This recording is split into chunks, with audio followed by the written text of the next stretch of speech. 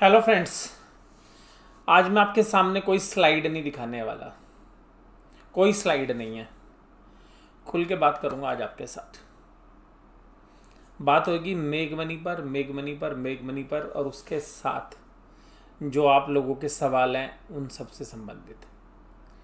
पहले मैं अपनी स्थिति साफ कर देता हूँ और फिर मैं आपके जितने सवाल जो मेघमनी से संबंधित है उन सब का निवारण कर देता हूँ। देखिएगा, सबसे पहली बात है कि मैंने कल जो आपके साथ लाइव स्ट्रीम की थी उसमें साफ साफ बता दिया था कि मैं अपने शेयर ऑफलोड करूँगा। यानी किसका मतलब है कि मैंने आपसे पहले तो शेयर नहीं बेचे। जो चीज़ मैं कर रहा था वो आपको बता रहा था। बहुत लोगों ने आपत्ति जताई कि सर आपने शेयर क्यों बेचे। ये मेरे पास दूसरा इंसिडेंस है कि मैंने बेचने के से पहले या बेचने के तुरंत बाद आपको बता दिया। ऐसे ही मैंने येस बैंक में भी किया था, और क्योंकि जो लोग मेरे साथ जुड़े हुए थे वो स्पेशली ट्रेडिंग के लिए शेयर्स लिए हुए थे, तो जैसे ही मैंने बेचे थे तो 12 रुपये की चीज़ 15.5 रुपये पर मैंने बेची थी। मैंने बता दिया था, तब भी लोगों ने कहा सर क्यों बेचा। अभी भी देखिएगा मेघमनी पे जो शेयर्स हैं वो हमारे 143-144 रुपीज़ के आसपास जो है आज सेल हुए हैं, और 50% मैंने अपना पोर्टफोलियो ऑफलोड कर दिया। ये मैं आपको डिस्क्लोजर के रूप में बताऊँ। आप में से बहुत सारे लोग कहेंगे सर क्या अभी शेयर नीचे आ जाएगा। देखिएगा, ये बाई चांस ऐसा हो गया कि मैंने शेयर बेचा और उस दिन वो शेयर गिर गया। इसमें कोई ऐसा नहीं है कि मैंने इतने शेयर्स बेचे हों कि बाज़ार नीचे आ गया। इतनी बड़ी क्वांटिटी नहीं बेची मैंने। आप देख भी सकते हैं कि जो 9:30 पौने 10 बजे तक जितने शेयर बिके होंगे सारे तो मेरे तो होंगे नहीं, तो उससे आप मेरी क्वांटिटी का भी अंदाज़ा लगा सकते हैं। तो ऐसा नहीं है कि बहुत बड़ी क्वांटिटी थी, लेकिन फिर भी मेरे साइज़ के हिसाब से, मतलब मेरे पोर्टफोलियो के साइज़ के हिसाब से काफ़ी अच्छी बड़ी क्वांटिटीज़ थी जो मैंने सेल करी।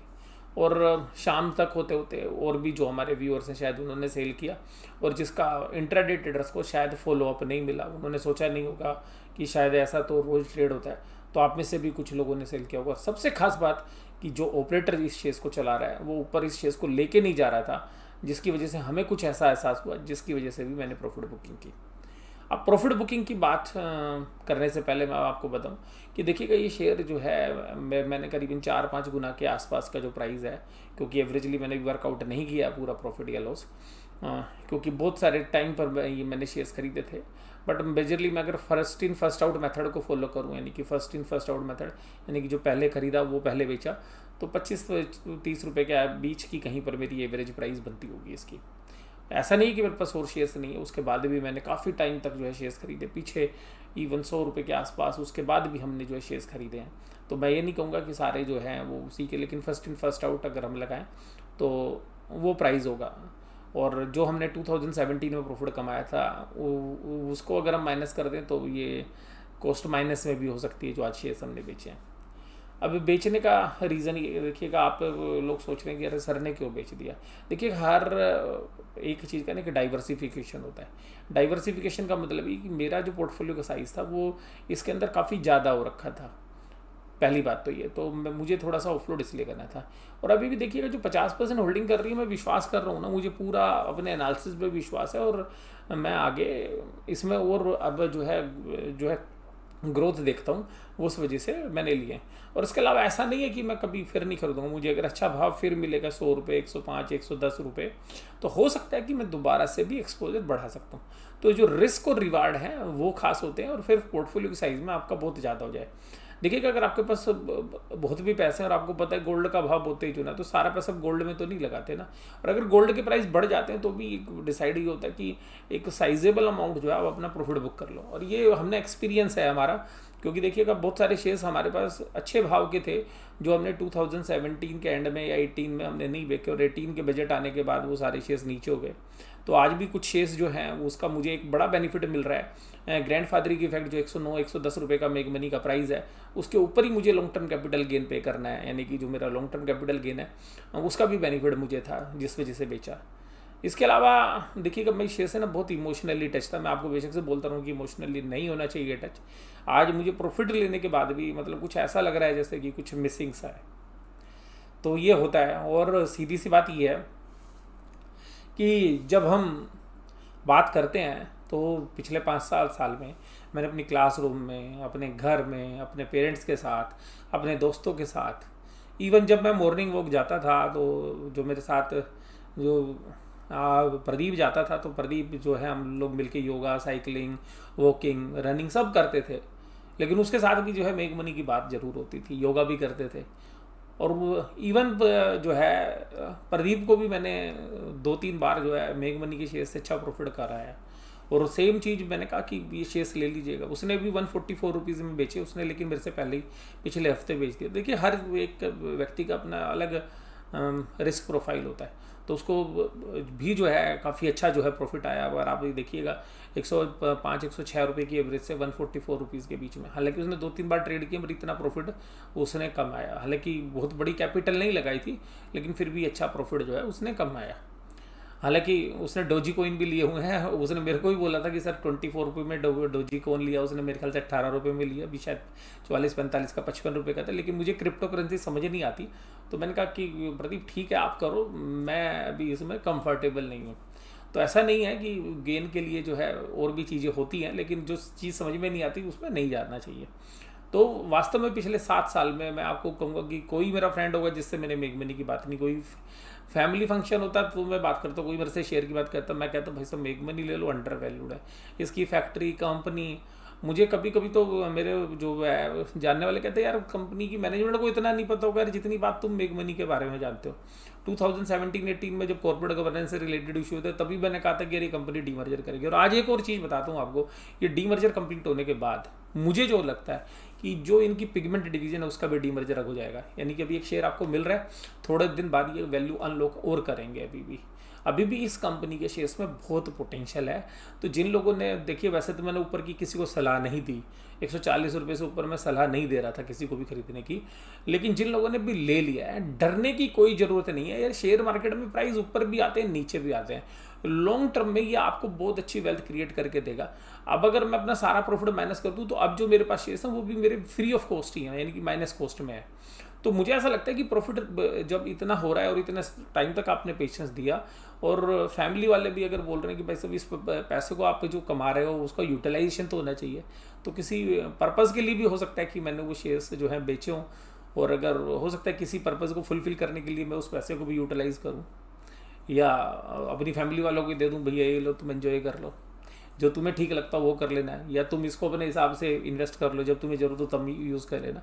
तो अल्टीमेटली ऐसा नहीं है कि मुझे बहुत अच्छा लग रहा है शेयर बेच के, लेकिन देखो प्रॉफिट तो लेना है, क्योंकि हमने अपने पास्ट में देखा कभी कभी चीज़ें घूम के फिर वहीं चली जाती है।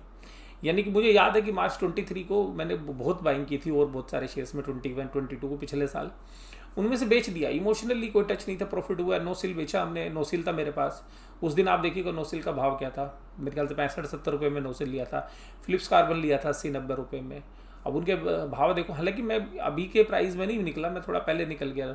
और मुझे याद है मैंने L&T फाइनेंस लिया था, पिरामल इंटरप्राइज लिया था, मैंने HDFC AMC लिया था।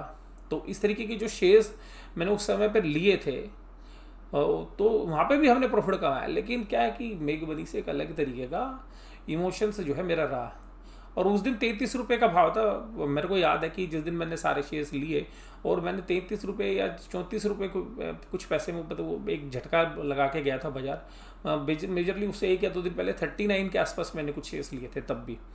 लेकिन बड़ा अजीब सा लग रहा था, क्योंकि उस समय मैं शेयर 100 रुपये से ऊपर भी देख के आया था। हालांकि मैंने 100 से ऊपर भी बहुत सारे शेयर बेचे थे, जैसे मैंने अभी बेचे हैं, पर सारे नहीं बेचे थे तब भी। तो पर मुझे ये था कि यार सारे क्यों नहीं बेचे तब, लेकिन बाजार में पता होता है। लेकिन अब नीचे सब दोबारा गया तो दोबारा उस स्थिति में भी सारे नहीं बेच पा रहा और बेचूंगा भी नहीं। तो मुझे अभी भी इस कंपनी पे पूरा विश्वास है। अभी देखिएगा एक प्राइस करेक्शन हो गई, जो बड़े ऑपरेटर्स होते हैं वो अपने हिसाब से बाजार को ऊपर लेके जाते हैं, तो वो अपनी प्रॉफिट बुकिंग करते हैं। तो वो जो आभास था वो मैंने अभी आपके साथ जो अल्फा मेंबर्स दूसरी वीडियो में बताया कि किन किन रीज़न से मुझे लगा कि प्रॉफिट बुकिंग हो सकती है। और फिर देखिएगा 2-2.5 महीने में अगर बाजार नीचे आ गया, फिर प्राइस नीचे आ गए, तो मेरी कैपिटल थोड़ी उसमें ज़्यादा लगी हुई है, तो उस अनसर्टिनिटी को भी मैंने कंसिडर किया। तो ऐसा नहीं है, मैं आपको फिर बोल रहा हूँ कि इमोशनली टच था इससे। अपने फैमिली मेम्बर्स के शेयर्स मैंने पहले सेल करा दिए थे 137 रुपीज़ 40 पैसे पे, उसकी भी मैंने आपको डिस्क्लोजर दिया था। और मैंने भी कोई ज़्यादा महंगे नहीं बेचे उसी पे, क्योंकि वो पूरा घटनाक्रम हमने देखा।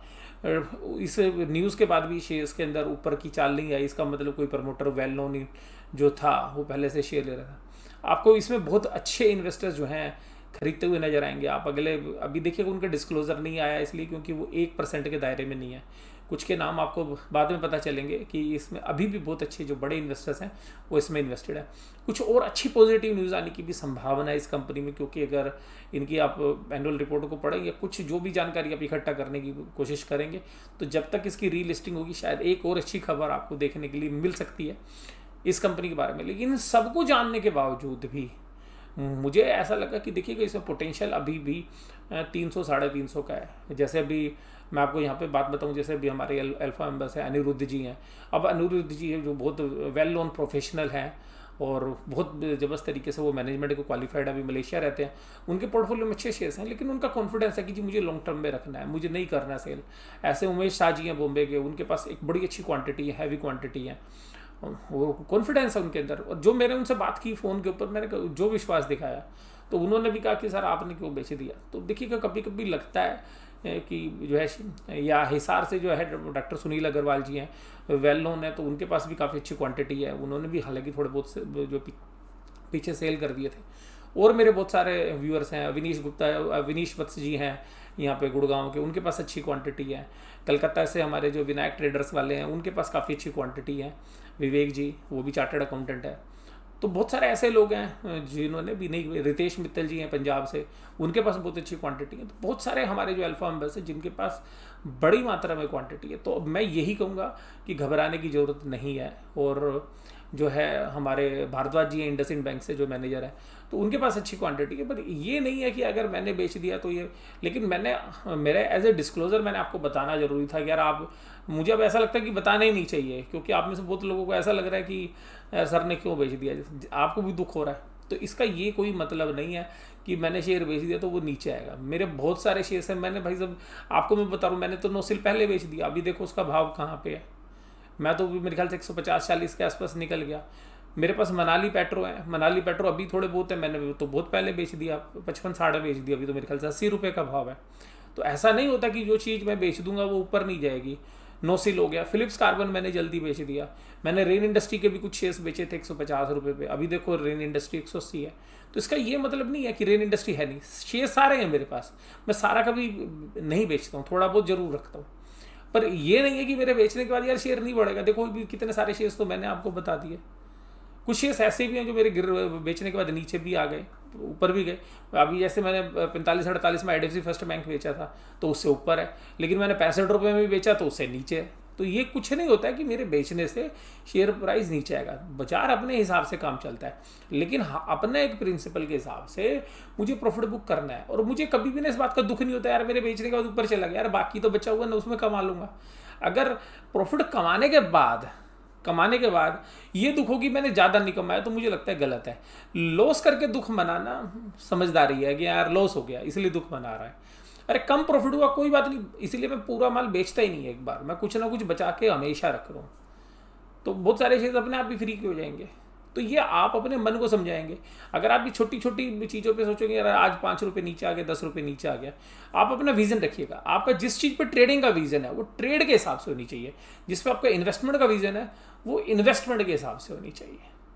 और जिन महानुभावों का मैंने नाम लिया, देखिएगा आपसे पूछा नहीं मैंने, आपके नंबर्स किसी के भी डिस्क्लोज नहीं किए शेयर्स के, ध्यान रखिएगा।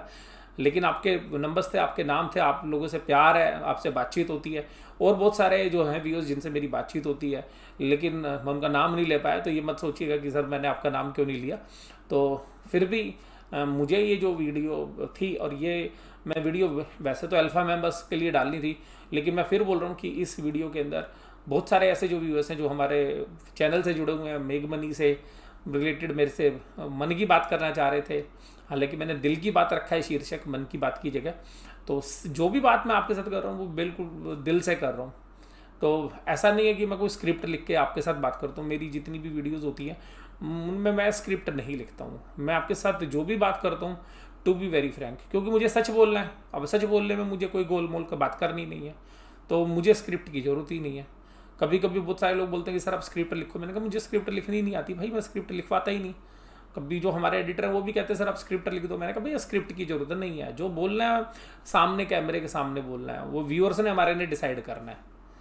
तो मैं आपको यही बोलूँगा, घबराइए मत। अगर 2-4-5 रुपये शेयर मार्केट ऊपर नीचे तो होगा, और नीचे आएगा तो और खरीद लूँगा। मैं अपना देखिएगा अपना प्लान बना के चल रहा हूँ। मैं सारी कैपिटल एक ही जगह नहीं डाल सकता था, मेरी कैपिटल बहुत ज़्यादा हो गई थी पिछले 1 डेढ़ 2 महीनों में। जैसे आपने शेयर्स खरीदे, मैंने भी बहुत सारे शेयर्स खरीद लिए थे। तो मुझे थोड़ा सा ऑफलोड तो देखिए करना था, और मुझे भी अपना रिस्क जो है वो मैनेज करना होता है, क्योंकि बहुत अच्छी चीज़ें हैं। अगर मान लीजिएगा, मैं ऐसा तो नहीं कि सारा पैसा प्रॉपर्टी में लगा दूँ, या सारा पैसा गोल्ड में लगा दूँ, या सारा पैसा बैंक की एफडी में या पीपीएफ में ही डाल दूँ, तो या सारा पैसा मैं डॉलर की करेंसी खरीद लूँ, तो ये नहीं होता है। तो थोड़ा प्रिंसिपल ही है, आप समझिए मेरी बात को। मैं ये नहीं कह रहा हूँ कि शेयर्स के अंदर वीकनेस आ गई है। मुझे इंसिडेंस लगा कि यहाँ पे प्रॉफिट बुकिंग करने का सही समय है अपना पोर्टफोलियो। और मुझे तो आज 5-6 रुपये नीचे मिल रहा था यार, मैं तो इंट्राडे में प्रॉफिट कमा लेता, लेकिन मुझे नहीं करना था वो। मुझे सेल करना था तो सेल करना था। अगर मेरे ट्रेड के जो शेयर्स होते हैं मैं उसमें ट्रेड की तरह करता। अगर मेरे ट्रेडिंग के शेयर्स होते हैं, मैं शॉर्ट टर्म ट्रेड में होता, हो सकता है मैं ऊपर बेच के नीचे खरीद लेता। तो जो ट्रेड के जो शेयर्स होते हैं मैं आपको डिस्क्लोज करता ही नहीं हूँ, लेकिन इन्वेस्टमेंट के शेयर्स हैं तो मैंने आपको बता दिए। तो यहाँ पे जो है चर्चा यहीं पे समाप्त करते हैं। वीडियो कैसी लगी जरूर से जरूर मुझे बताइएगा। तो मेरा मन था विचलित, क्योंकि आपके जो सवाल थे मैंने कहा जवाब देना है, और जो मुझे सही लग रहा है वो आपको बताना है। मेरा भी मन, मुझे लगता है कि मैं नहीं बेच के मुझे अच्छा नहीं लग रहा, पर देखिएगा प्रिंसिपल है और इमोशनली टच था मैं इस चीज़ से। वीडियो यहीं समाप्त करते। Thank you very much.